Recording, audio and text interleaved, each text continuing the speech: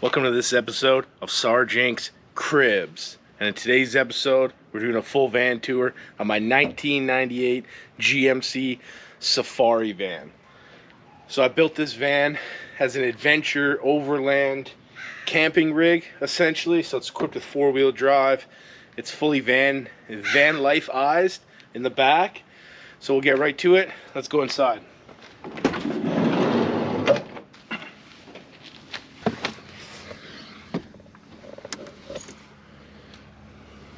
So first things first, we're in full stealth mode.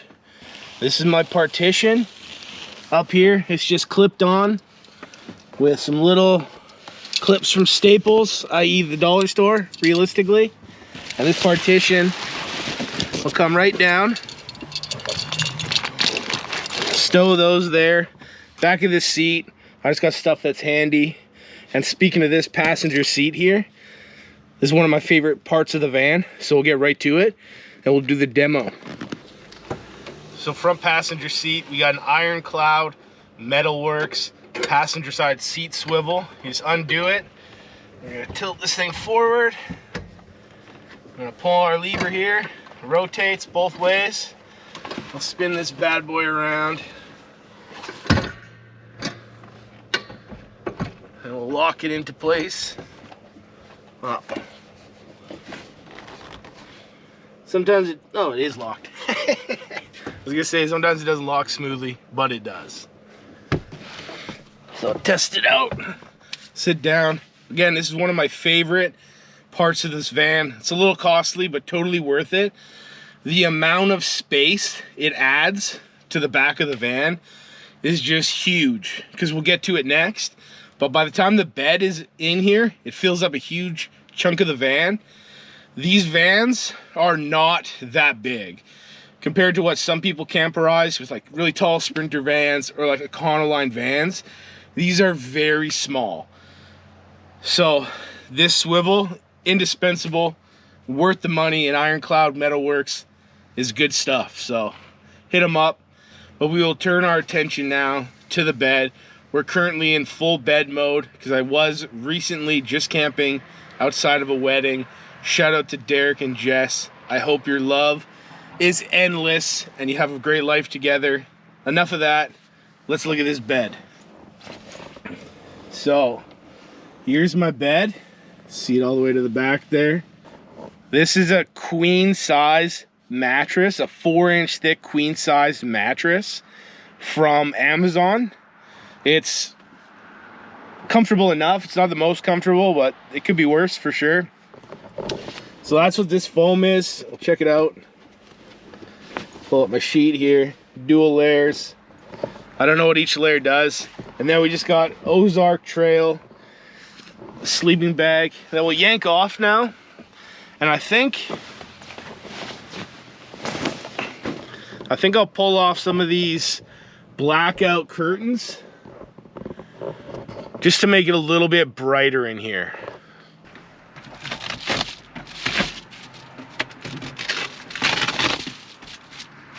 Got rid of the blackout curtains and the big sleeping bag so you can sort of see this better.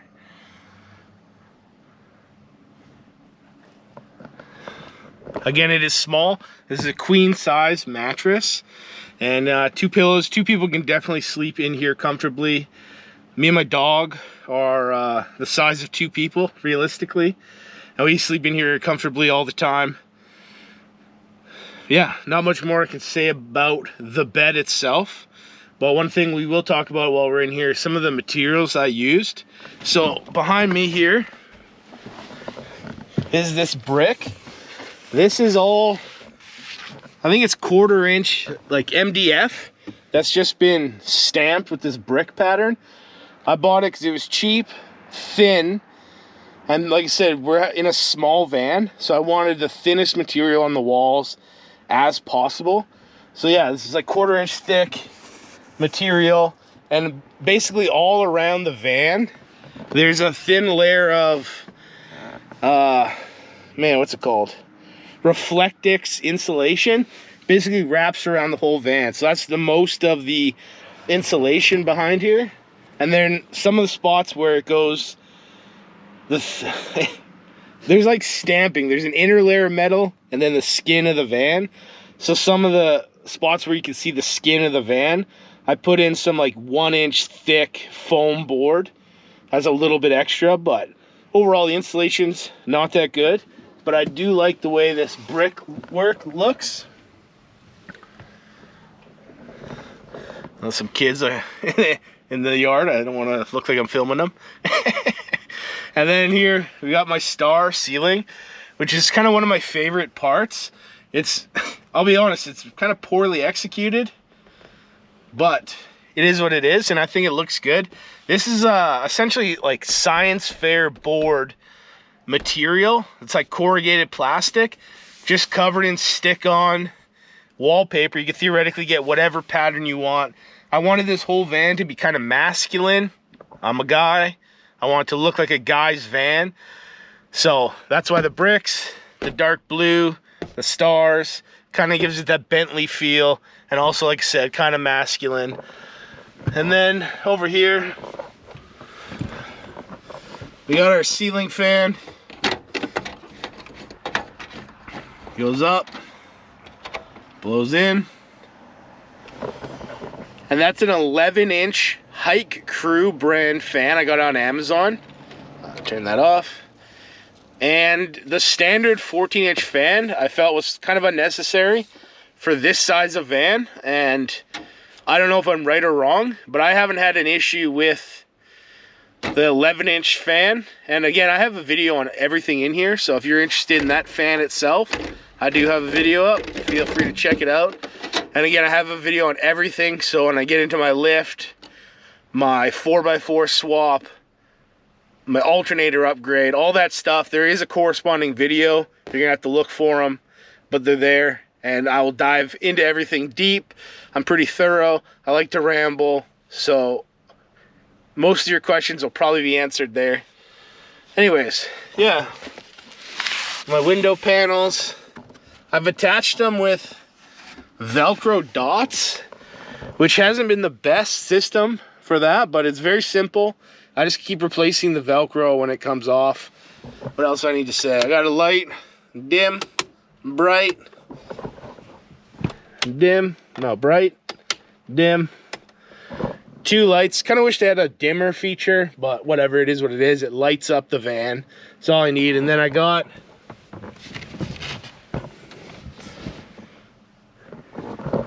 this cabinet here. It's got, you know, my main storage, pee bottles, snacks, change of clothes, fire extinguisher, and then I got my secret compartment here. It's just Velcroed on.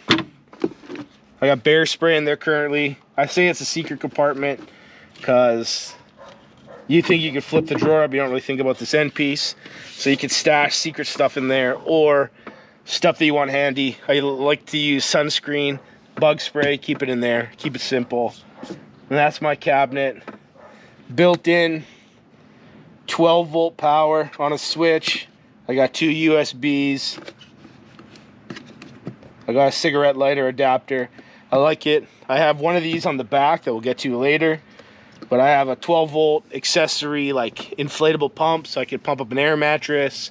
Or more likely, what I use it for is to inflate tubes when I float down the Vedder River, the Penticton Canal, yada, yada, yada. It's nice to be able to have that power here. Very accessible, right on the door. And we'll hop out.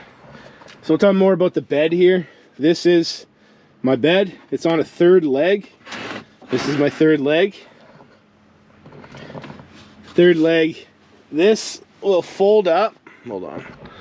Let's put this camera down. This will fold up like that. This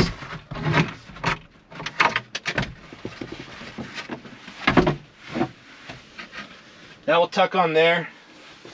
My 3rd leg, I can stow it.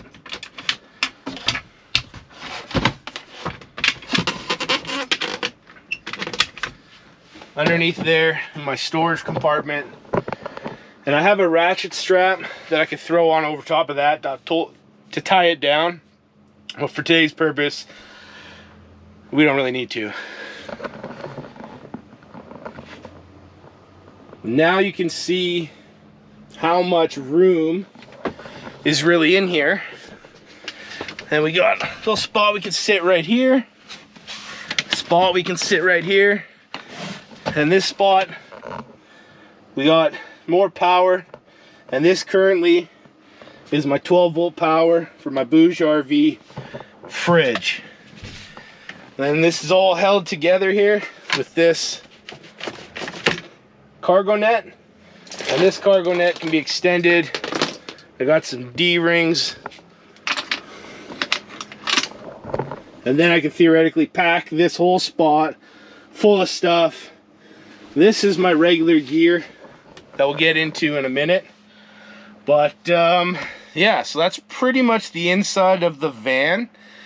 What else do I need to say? I do have an outlet here for solar right here. I got a free solar panel, so I just rigged it up. It's on a 25-foot long cable, so I can run it out 25 feet from the van. Realistically 20 feet from the van, because 5 feet's inside. And then I should be able to find a sunny spot. I'm an avid canoeer. You might have seen the videos on my channel. I like to canoe. I'm gonna have a canoe on the roof. Not really ideal for a solar setup, but like I said, I got one for free. So I found a way to make it useful. I guess we'll pop up here in the front. Now we have over here, that's an OBD2 tachometer.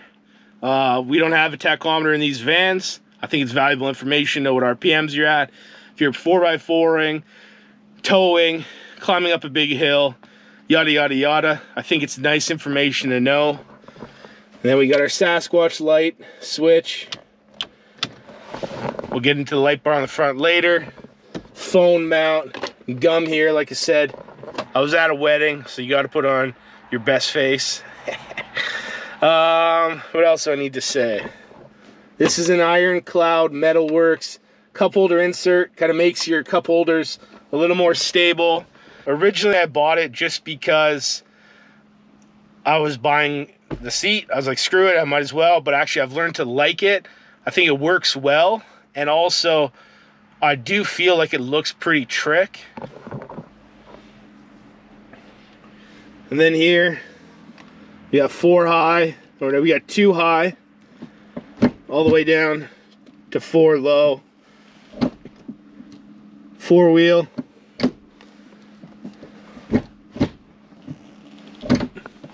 And that's the shifter that was included in my Journeys Off-Road 4x4 swap kit. So maybe we'll get into that next. Okay, so regarding the lift and the 4x4 swap, this is all with the help of Journeys Off-Road. They're the van guys, and I got the 4 5-inch lift kit. So I'm lifted about 4 inches in the front with the body lift spacers, essentially the front subframe spacers for this van, plus a 1-inch torsion bar lift. I got a little bit more I could go on the torsion bars, but as of now, this is good enough for me. I kind of like the ride height. Could go a little bit more. Eventually, I'll replace everything in the front end, and at that point, maybe I'll pop up, but like I said, as of now, I'm happy with it. And in the back, we got 5.5 inches of lift, again, with the Journeys Off-Road kit. We got Monroe load adjusting shocks, I think they're called. They're basically a coil spring over the shock to help with heavy loads. I knew I was going to be carrying loads. I got a bed back there. I got wood paneling in it. I got a fridge. I'm going to have camping gear. I'm going to have firewood. Who knows what it's going to be in there, but potentially, not potentially, there is going to be heavy loads back there. So I thought those would be a good idea. 1998 leaf springs, probably a little sagged out. Helper shocks. Anyways, 5.5 inches of lift, 4 in the front, and we're again Safari 4x4. It has the NP233 transfer case out of a Blazer, and that was again done with the help with the kit from Journeys Off-Road. It was essentially just a shifter kit, these emblems. I think there's a gasket, who knows. I thought it was going to make it easier. It did. So that's the way I went with it. I guess we'll get into the tires next. So the tires are Firestone Destination AT P255 70 R17. On the internet, it says the total height is 31.06 inches, and that is, from what I understand, as big as you could fit on this van. So that's what I went with. If it was really up to me, which it was, but it wasn't, I would get a 15-inch rim with probably a 30-inch tall tire if I were to do it again. Something like that. This is probably a little unnecessarily big. And the big rims, it's just not what I would do on an off-road van. But these rims came with the van, so I wanted to keep that essence of this van. So I kept the rims, 17-inch rims, 255 70 R17s. These rims are off of mid-90s Impala SS, I believe. A lot of people ask me that, and yeah, as far as I know, it's from an Impala. Yeah, I don't really know what else to say. I have upgraded brakes in here.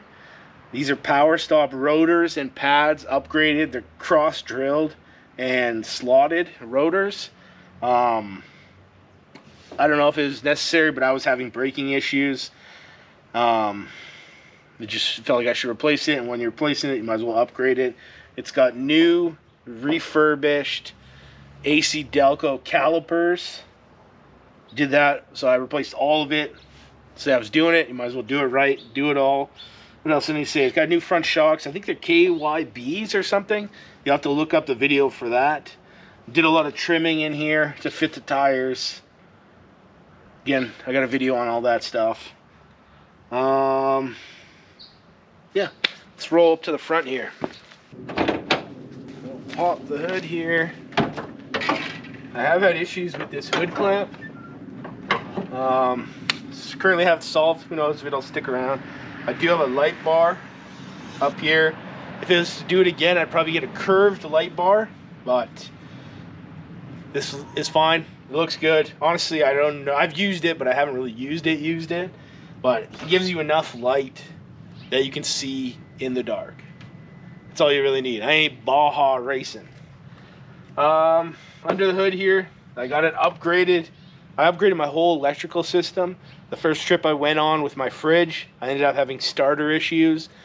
I had a slow start, so I'm like, was it a starter? Is it my battery not charging enough? Anyways, I just went full. Yeah, I just went full on attack mode and I replaced the alternator. So I have an upgraded, I think it's a 180 amp alternator. I got on Rock Auto, and then that leads me to upgrading the charging cable with a big 200 amp fuse or something. Look up the video. I got my battery isolator. Battery isolator charges my battery in the rear, which I guess we didn't get to, is under one of those side railings. I'll talk about it more later. That's just how I charge my battery in the back. I replaced all my vacuum lines when I got this. Man, I don't even really know what else to say. I replaced thermostat.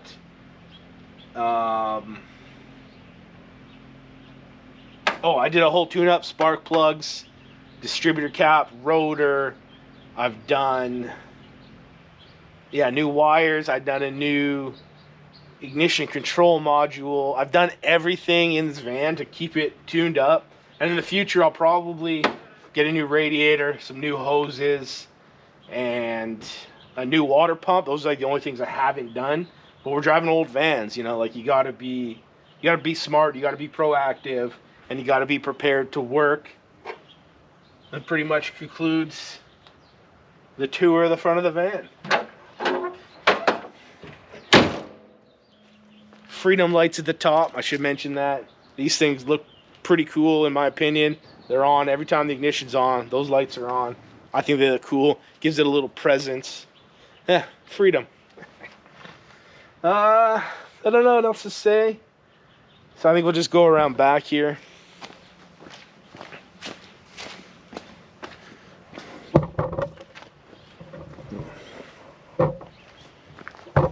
Okay, so we're around back here. Again, we got 4x4 emblems. And 4x4, you got to have a recovery point. So then the hitch receiver, I got a nice bike rack that can go out here, but I like to keep it. I think it's a little bling, looks a little tough. Branded up, Sarge ink, a little crooked, but that's life, you know? Go with the flow. We like Sasquatch, we like canoeing. Let's have a Sasquatch in a canoe. Just go with it. And then open up the door. I got little latches here.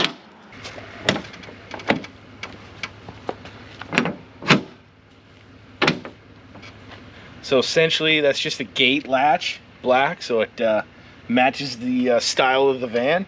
And you pop it up. And then you drill a hole. I drilled this hole. That second hole was kind of unnecessary. It doesn't look good.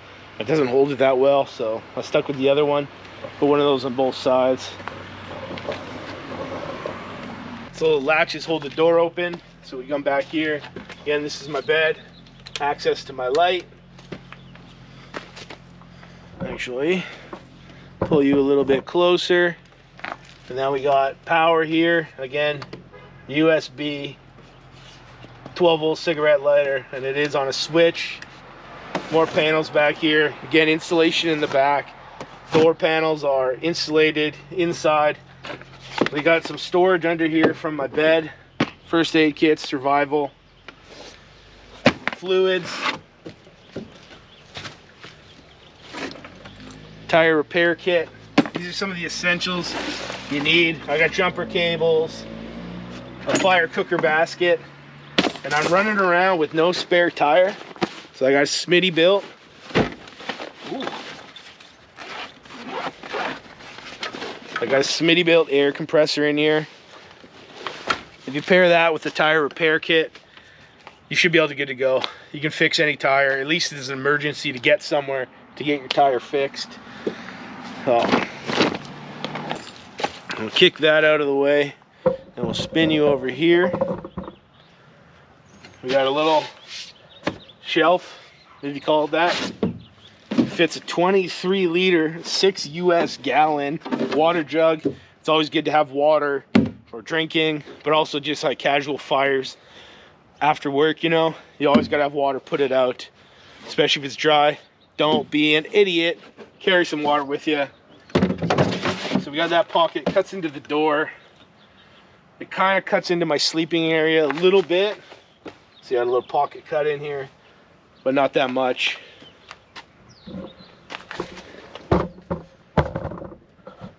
And then if you look in here, like I said, I got my storage here. It goes all the way to the front. That's where I got the access door on the front. And then this is my under bed storage, which we'll get into more in a minute. Actually, we'll get into it now. We got a camp stove, obviously necessity. We got a couple chairs, a mini table, solar panel, shelter, kitchen table, and fuel. I think I'll put all that up on the side here, just so you can see like my whole setup, because it's kind of the theory of this build was kind of based around an outdoor living room. So essentially, because this is a camping rig, not really a van life to live in rig. So I'll set up all my stuff so you can see kind of like the bare bones. To me, that's part of the van. I built the bed around the fact that I was going to be able to stow it underneath easily. And yeah, it's part of the van. So I guess I'll get to it. I'll throw on the time lapse and I'll put up all that gear. Yeah, we'll go from there.